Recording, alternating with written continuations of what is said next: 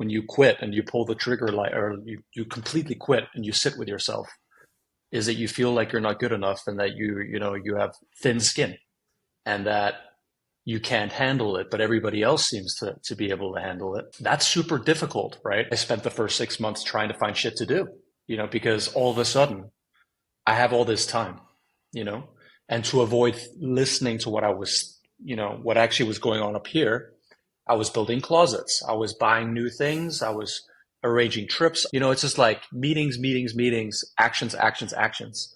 And in reality, when I started actually just sitting and just listening to myself, that's when the hard work started, where I started to realize how fucked up I was in my head. It's as if we're living the biggest fucking lie, which is the more I work, the more hours, the more effort I put in, the better results, right? And actually, it turns out it's totally wrong. I work 1 or 2 hours a day. I am laser focused on what is the most important, urgent thing that I need to do. And then the other hours that I'm spending, I'm really deeply reflecting about what I've done in the past. What am I doing now? What am I thinking about right now? You are exhausted. And then you'll blame all kinds of other things. Oh, yeah, it's like, but actually, it's because you're not taking care of yourself. It's simple as that. And you're not taking breaks. Do not minimize the free time. Stop listening to people that say that, because that's what 99% of people say is it's wasted time.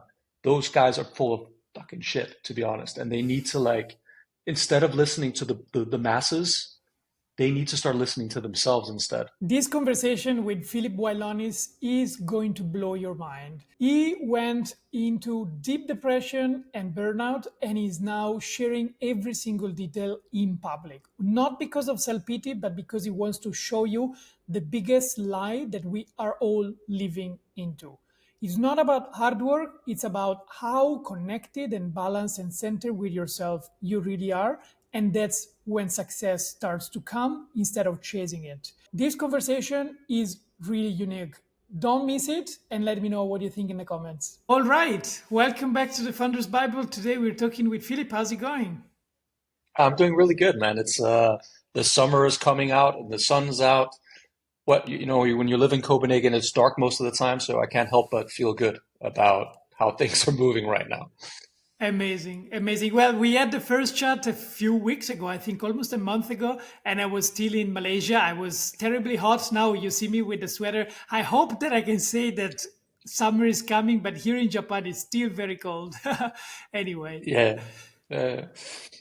Wonderful. So let me go right into the conversation and break the ice. I like to start the Founders Bible interviews by asking you a very simple question. Why the heck are you a founder? What's your story? What's wrong with your mind? Like what came up within the steps of your journey that made you do and take this decision? And then I know a little bit about your story, of course, because we already talked. So I'm very curious to go and unwrap the conversation. Okay, man. But I guess I'll start it from the very early days, right? So I grew up in a family of management consultants, and that was really rough as the middle child, also with ADHD, which I had a late diagnosis for. I didn't really go to classes. I was always like kind of dozing off in classes. Always did good in like physical education and in art, but not really so much anything else.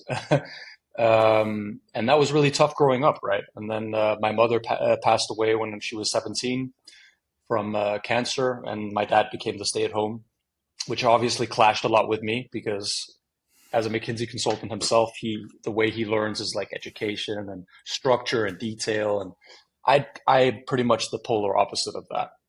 And growing up in this kind of society and being that kind of a person has been really difficult for me personally, and I've obviously found on my journey that there's a lot of people like that. And I actually got into entrepreneurship randomly when I came back from the US after my bachelor. I'd been doing computer engineering, and then I was doing projects all the time on the side. I didn't really go to classes still when I was in college. And just got that, like, fell in love with the freedom and the creativity and the excitement of building your own thing, and then doing it with people you liked being around.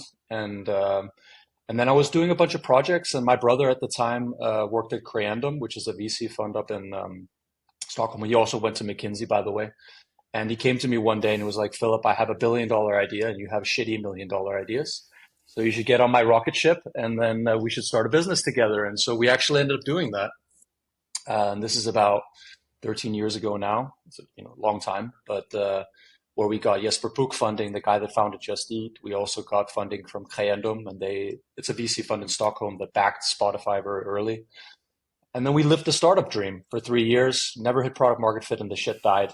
Basically, overnight, we had to fire 18 people because we couldn't fundraise. And then I've been an entrepreneur, ever since. I just fell in love with the freedom of it. Things kind of just landed in my lap. I've never really applied to a job in my life. Just kind of for like 12 years, I've been floating through that as CMO in a bunch of different startups. I've been in every single stage of startups, everything from pre-seed all the way to exits and mergers. And I've been CMO and in partnerships in those different companies. And it's like different industries as well, B2B, B2C. So I've been everywhere, classic ADHD, by the way, but kind of just going in every single direction to learn as much as possible. And then I started, I basically had children, and that actually burnt me out completely after several burnouts myself, landed in a depression a couple of years ago, tried to do part-time work to try and have some time for myself to think, why the fuck am I feeling this way? Eventually, I've realized either I am on 100% or 0%. And then, I quit a year and a half ago. And then, I did some soul searching, went to therapy, got a diagnosis of ADHD, found a coach, and then really quickly realized that I haven't started my own thing, which is the first time I'm actually doing that on my own because I didn't feel good enough. And so now all the reflection about what I've learned, but also who I am, is now shaping what I'm trying to build now. That was the short version. I didn't want to go on a crazy monologue, but I guess you got the most important points. Yeah? It's definitely super, super interesting. And, I mean, just for the audience to know, we connected exactly for these kind of topics. We are open to talk about mental health and all of the burnout and depressions that got us here. And let's say kind of our goal is really to shine a little bit more light on the topic, break the taboo. And I'm curious at this point to ask you, like, normally I would ask you, like, what have been like the wall that you hit throughout your journey? I guess plentiful at this point. You're very well aware of them. But how were you living, and what have been the specific steps that got you into the journey of like understanding more about yourself? Because I think also for me, the biggest challenge has been I'm surrounded by people and by a system that is constantly running. And that was the obvious, the norm. Everything was expected, and you were expected to be that way.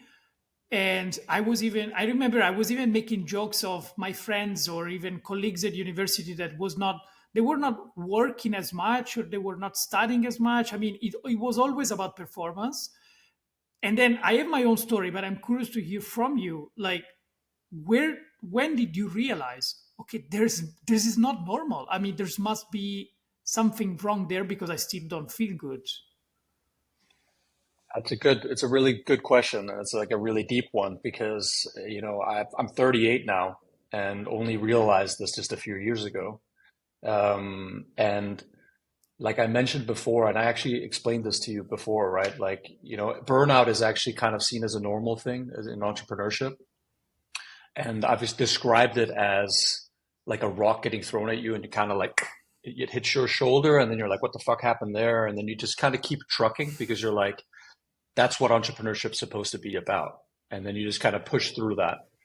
And eventually when I had children, and I'd been working my ass off for many years, way too much and not taking care of my physical or mental health at all.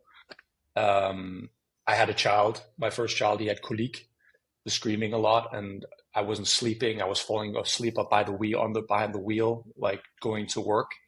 And I just was fighting the fact that my life was different because I was so used to this hustle mindset of like fucking working my ass off at all times.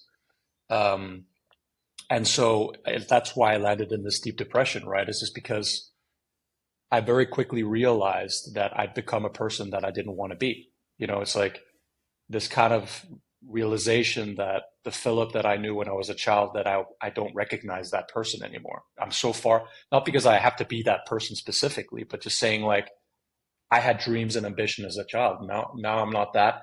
So it's kind of seeing yourself in your undies and being like, I don't like what I see. And that's what becomes a full-blown depression, right? Is if you haven't listened to yourself for too many times, that you just kind of, the walls fall down. And then that was an opportunity to transform. But I'm not saying that, to be honest, is the way to do it, right? Because there was a huge risk of losing everything when things fall down, right? Your wife, your family, all the great things that you have, that you can lose those things. And that's kind of what brought me to quit and really focus on myself, which I think was a huge and most really important step for me. Really hard step to accept that I was on the wrong track. Yeah, sure. I believe that just before quitting, you must have felt ashamed, or I don't know, like some kind of feeling that was still convincing you that quitting wasn't necessary. I mean, the question is always, why did I do it before, right? Because everyone that gets to that point and then he starts the journey of healing, every single time, including myself, is like, I should have done it probably a couple of years or even a lifetime before, right? So what was for you like that latest moment of conviction within yourself is like, okay, that's enough? I have to, you're hitting something, right? I mean, everybody says, I shoulda, coulda, woulda, right? And honestly, I think I've learned so much, obviously, as an entrepreneur. Um, but I wish that I had been more conscious of the importance of my physical well-being and my mental well-being at an earlier age, and not letting my ego be the driver of a lot of what I was doing, right? I was being very focused on showing and being good enough, you know, to others. And I believed that it was me, but it wasn't actually me. And I realized that very late as well, right? That I wasn't actually in the driver's seat of my own vehicle. I was actually more of a passenger. And it's soul crushing to get to that stage and to realize that.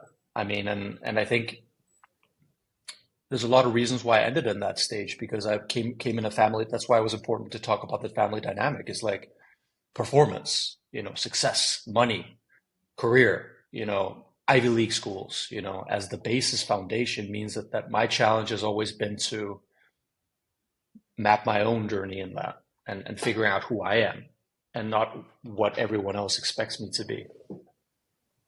Yeah, yeah, sure. But now with this realization, where are you at? Because I think there's another step to breaking this narrative. One is understanding that is absolutely unhealthy and it cannot really last long. If you want to be healthy and live a long life, of course, you can also decide not to go that way. But then the second step is, okay, what's next? Like, what is afterwards? Does it mean that you don't care anymore? Does it mean that you don't earn money anymore? Does it mean that you're like unproductive, or you don't have a big vision, you don't have ambitions? Like, I think it's like, yeah, like I think it's coming to that realization that, or you tell yourself after you quit that you're not good enough and that I am a failure and all the years have been a waste of time, and that all the experience was worthless. I wasn't like barely working. I was just kind of hustling, and then you start looking everything in a very negative light, you know? That's kind of the problem, right? Is just like when you quit and you pull the trigger, like, or you completely quit and you sit with yourself, is that you feel like you're not good enough and that you have thin skin and that you can't handle it, but everybody else seems to be able to handle it. When I got through those 6 months and I started actually just sitting and just listening to myself. That's when the hard work started, where I started to realize how fucked up I was in my head, and how lost I really was and how I was not really in control. Um, and I think that's what, a lot of people that are mindfulness focused, for example, or anyone that goes on a monk retreat or whatever, they come to realize how little in control they really are. And they think that they're actually living authentically, but they're not. They're just like everyone else, driven by society and the herd of sheep that the world is, right? And that's hard to realize eventually. And yeah, so it's not feeling good enough, and I feel excellent now because of the hard work that I put in. But it was fucking terrifying, at the time. Yeah, yeah, I do feel the same. It's, I mean, I don't know. For certain people, it takes different amount of times and intensity in the work and the process. For me, it started already when I was a founder full time with my previous company, and then I was just making jokes with my wife recently. I think we either yesterday or today even, that only now I actually feel that I am taking the time to do the inner work that I was still missing, compared to exactly when I finished my previous company and I just said, okay, I'm going to take a gap year.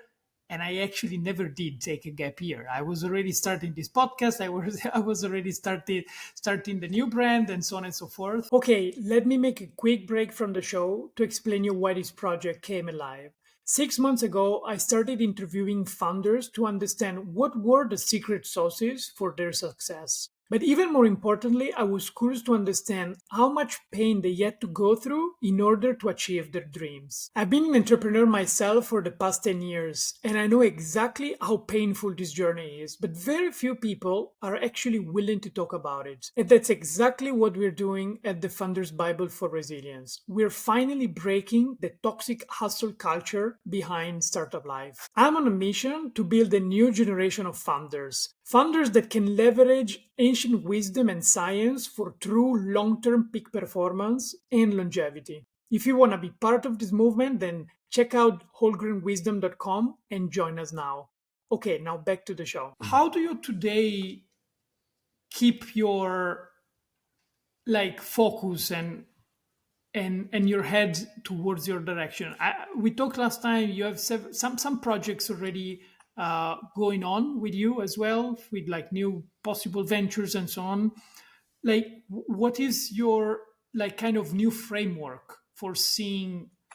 Okay, that's gonna be something that I will do, or no, that doesn't fit my box anymore. I will discard it. How do you make sure that you don't end up where you have been?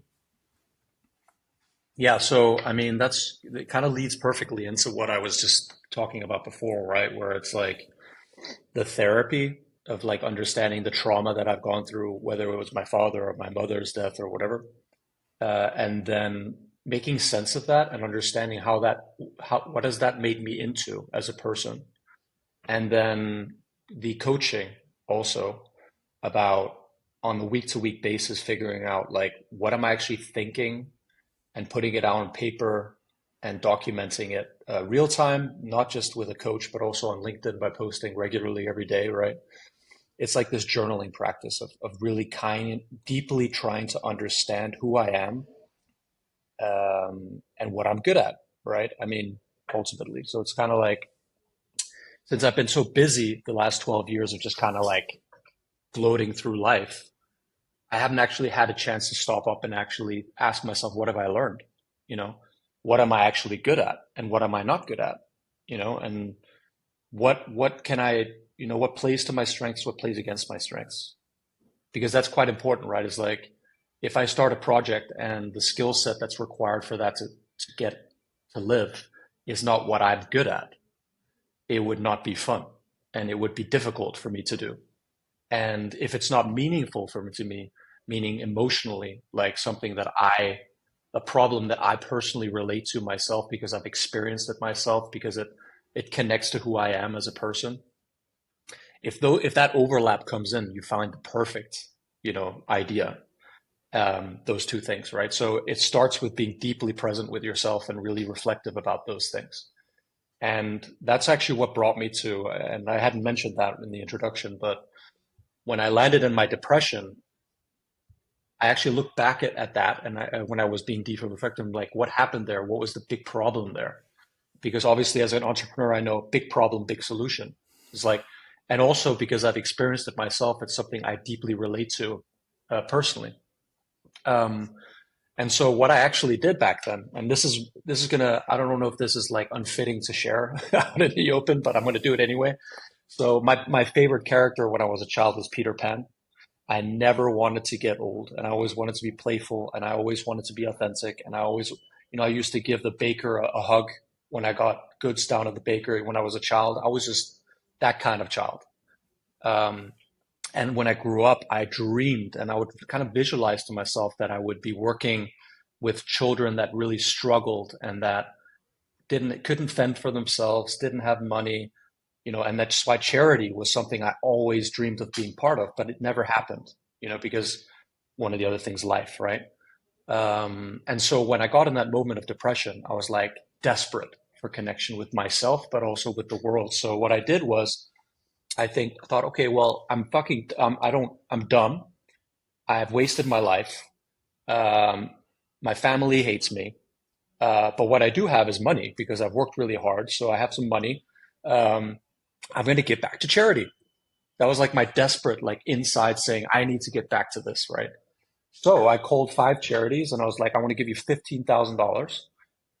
Why that number? I don't know, but $15,000 to a specific project that I can decide. And then I also want to go out, travel out and see that with my own eyes so I can feel the humanity again, because I was so disconnected at the time. And all 5 charities, I kid you not, they told me you can give me $15,000, but you can become a father or like sponsor 20 children and get a newsletter once a month, just like everyone else. But those newsletters will basically have nothing to do with these children. And then the second part about the travel, they said, no, we don't do that anymore because imagine if we did that, Philip, to everybody, then these children would get visitors from all kinds of, white people from the Western world and, ooh, that's bad and stuff. So we're not going to do that anymore. We just cut that out. So I fell back into my little shithole, as I called it, and, felt really bad because I was like, they don't even want my money. I can't even do anything with my money. Like, what's going on here? And then randomly, I spoke to an ex-colleague that was in the board of a human practice foundation, which is a foundation I went on to actually donate towards. They build schools in Nepal and Kenya. And what was interesting about that is that there was like a minimum of how much money you should put in to get involved, which is $150,000 and to build a school. And they let me, because I knew this, I had a connection to build a computer lab, which is a piece of a school. In a school in Nepal out in the middle of nowhere. So I did that and I traveled to Nepal. Actually, I just missed the part, but they had a partnership with a travel agency, a guy that has built a travel agency around Nepal and Kenya because he loves those countries. He's been there hundreds of times, so he knows everyone. And he's partnered with Human Practice. So they build these customized journeys around your donation. So they manage all the travel arrangements. They make it convenient. It's not luxurious in that sense, but it's convenient. So you can be present and enjoy it. So I took my son along, my 7-year-old son, to Nepal. We trekked for 3 days. We hiked the Himalayas, and we stayed in a tent, in random spots with beautiful views. And we played Uno, the card game, like for hours every day, and had the most fun I've actually had in my whole life, like since then. Coming back to humanity and like what I've created with my son.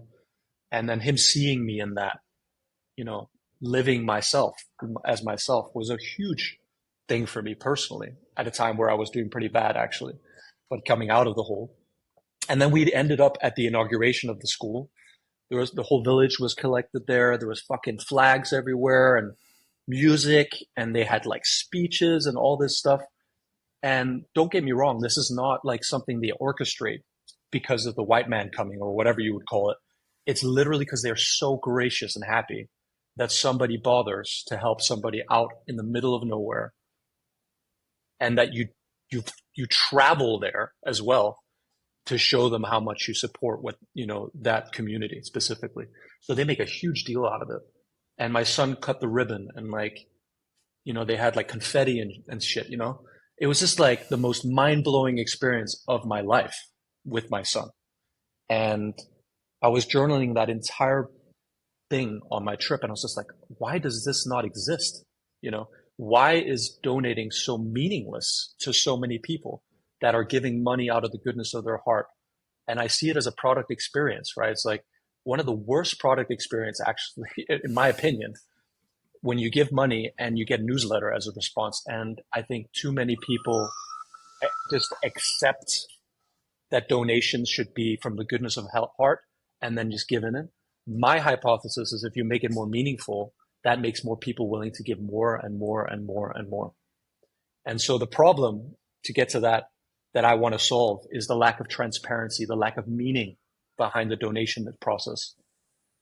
And I'm going to start with the top 1% because that's these larger amounts, but I want everyone to have that experience. I want donations to be meaningful, and I want more people to give back because I think there's nothing more important for us as individuals as giving back, but for the people out there that really need it. But not just anything, but actually things that will hugely impact local areas. So the right nonprofits, not just any nonprofit like, I like hippopotamus, I'm going to give $5,000 to a hippopotamus. No. It's about what money do they actually need for what in a local area, because this specifically is what they need to take the next step in their development. So it's like it's a huge area and super exciting. And it's me, like back to what we say, it's so deeply who I am. And also it's something that I feel like speaks to my strengths. It's like it's not a heavy product actually that I want to build. It's more about helping nonprofits with stuff that they are really bad at, which is selling and getting donations and retaining their donors, which is basically the area I'm playing in right now. Amazing. Great story. Thanks for sharing. First of all, I'm curious now, just to shift on towards the end of the conversation. I think it's very important for anyone to understand how, like, people that do this process then find a way to, like, find new balance, like a new way to be healthy and grounded. And I'm curious, what is it for you? Whether it's a routine, whether you have a specific super system that you built for yourself, what are you doing now that you wished you could have done like 10 years ago? Yeah, this is massive, right? And a really important thing to talk through too, because I'm still working this out, to be honest, and it changes, right? I mean, with life. But really the most important thing has been presence, right? And we talked about this as well. It's just like people minimize, a lot of entrepreneurs specifically minimize free time and look at it as wasted time. And as I've grown older and I've become more reflective about the past, I've come to realize that without that, I'll shoot in many different directions without actually thinking about what I'm doing. And so I think that too many people, including myself back then, see that time where you actually just say, the couch at the back, that's sitting on an hour there basically, and just staring into space and just kind of thinking about what am I thinking? That's waste of time because there's so many things to do. And, that I think is something that you get with age, I think. Maybe not everybody else. Or Vipassana silent retreat meditations. Yeah. But I mean, I think that that's part of the biggest issue with society today, right, Alessandro? It's like, it's as if we're living the biggest fucking lie, which is the more I work, the more hours, the more effort I put in, the better result, right? And actually, it turns out it's totally wrong. It's completely wrong. My advice is just to say, do not minimize the free time. Stop listening to people that say that, because that's what 99% of people say is it's wasted time. Those guys are full of fucking shit, to be honest. And they need to instead of listening to the masses, they need to start listening to themselves instead. What do they want? What kind of life do they want to live? Are they present? It's those questions that are important to ask yourself, right?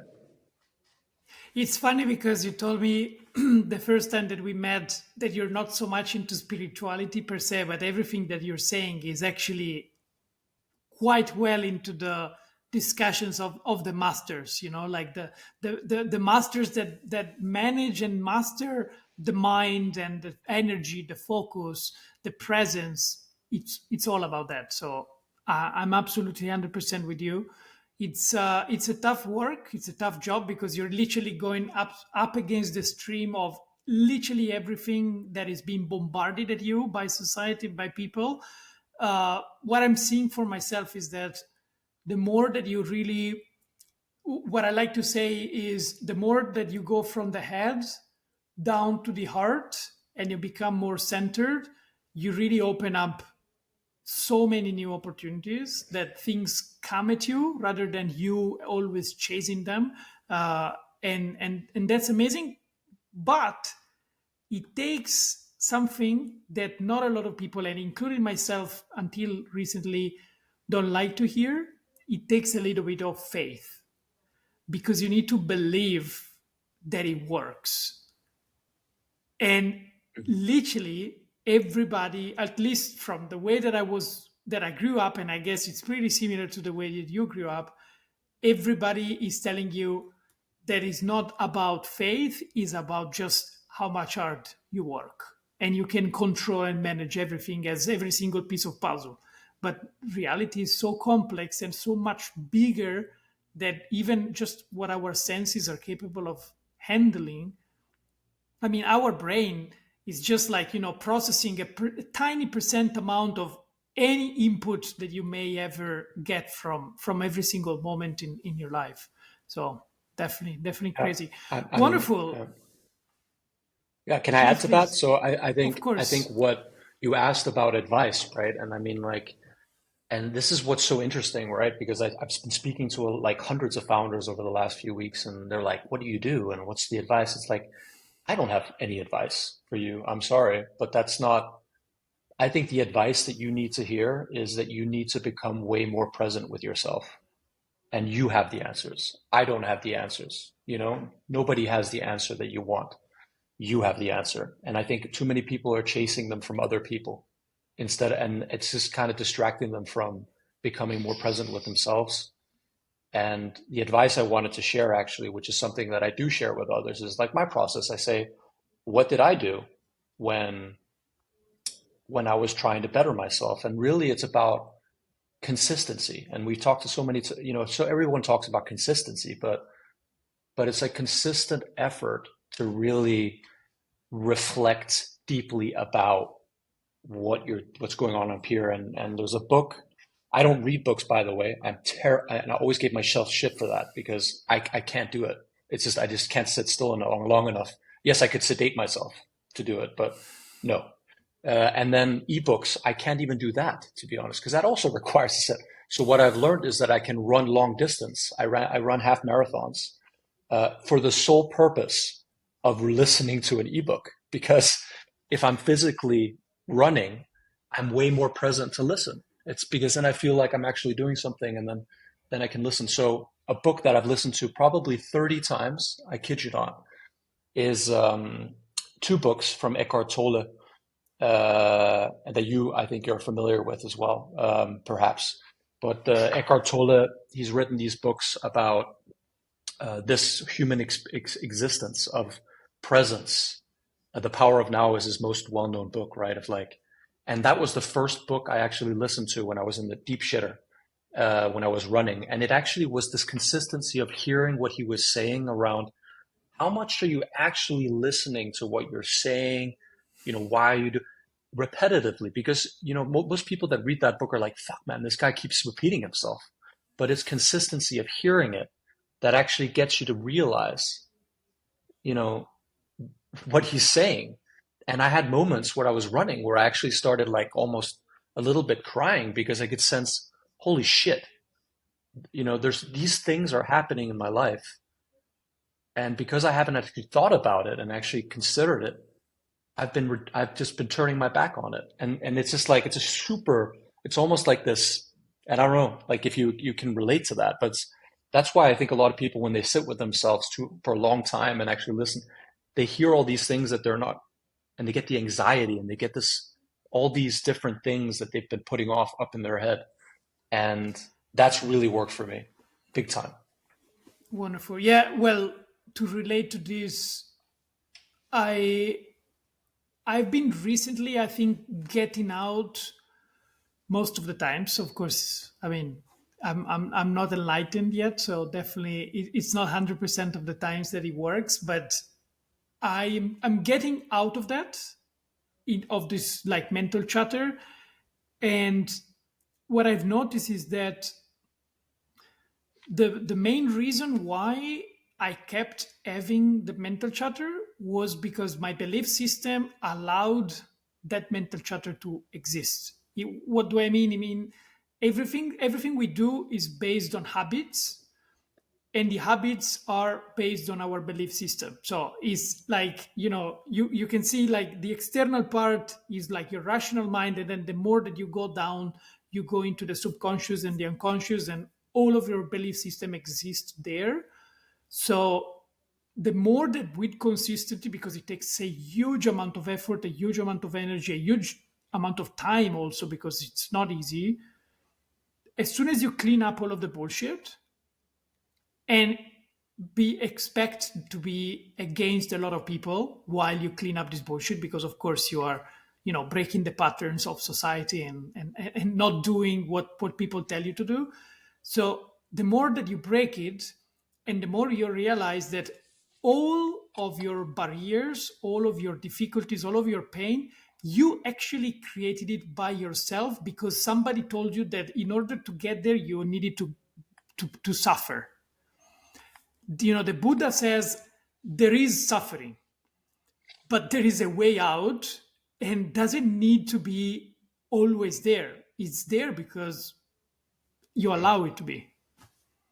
But it sounds like you are, you know, enlightening yourself, right? I mean, and it's a constant process of getting to know yourself better, right? I mean, you're also on a journey just like I am, right? Yeah. And like I think what you're saying here is actually a huge thing to consider, right? Is just like when society is built in the way where it's a pack, right? Like call them sheep, right? As soon as you go away from the pack, everyone in this this little group will be like, what's he doing? That's wrong. That's unsafe. What is this guy? He's weird. Whatever it is, right? And then most people will come back right back. Oh yeah, you're right. You're right. I should step back in line. And I had to deal with that, right? Because I didn't have to just deal with all my shit. I had to deal with other people's shit too, right? So my friends, my family being like, what's going on, Philip? Why did you do this? Why are you doing that?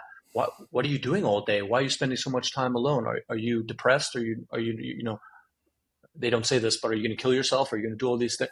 You know, because they're in this fucking, sheep herd. And then when somebody goes against that, they're like scared by it because they can see themselves in it and say, I am actually doing that and I want to do that too. But it scares the living shit out of me because there's so much risk and uncertainty about it. And that's what the world has become, to be honest. But I think that there's a lot of people realizing that. Plus, for That these funders, days, it should be like I mean, I want to just close this by saying that it's terribly hard. It is hard, but you as a funder, you already did half the way, because you already know what does it mean going against the tide. You already know what does it mean believing in something that you want to do, even though everybody is going to bet against you and everybody is going to say, oh, this is impossible, you cannot get there.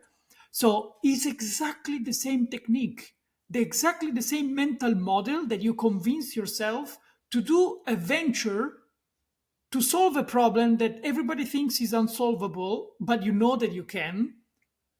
You just need to do it for yourself instead of doing it for a company, but it's the same job. it's such a great point. It's such a great point, and this is really you're hitting it on the nail, right? It's like your resilience, your like willing of taking risk, all the things you've learned. Why not use it on yourself a little bit instead of constantly using it to, better everyone else? Like it's kind of when you flip it around, like you're saying, that's the secret to like really presence and finding an idea that only you can actually bring to life because it comes from you. It is you. It's not just because you want to become rich or you want to become famous. It's actually ingrained in who you are. That's the key, right? I mean, at least that's what I found. I feel so much happier as a consequence of that. So you're Yeah. totally right. I completely agree with you. We should all focus on building our own startups, which is us. Like, what are you building today? I'm building myself. Do you want to No, but invest in seriously, me? yeah, no, and then oh, no, you don't like me. But that's a whole other story. The whole fundraising thing. Yeah. We could talk for hours about that, right? Yeah. But yeah, I mean, it's as Wonderful. simple as that. Yeah. Wonderful. Well, Philip, I don't want to go so much further. We already talked plenty full time, and I think this conversation has been really amazing.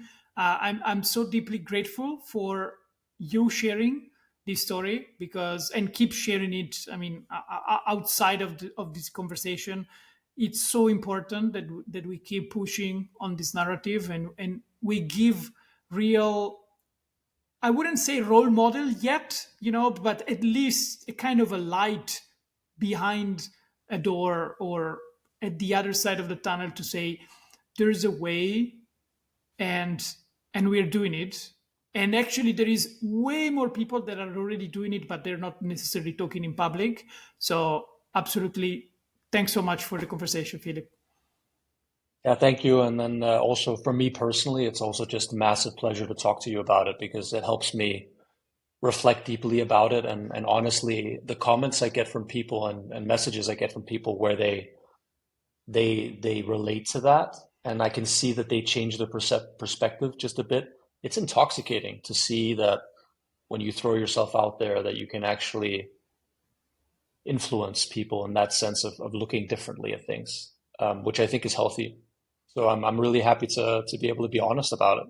It's super cool. Wonderful. So Yeah. thanks for having me. As well. Bye bye. Bye bye.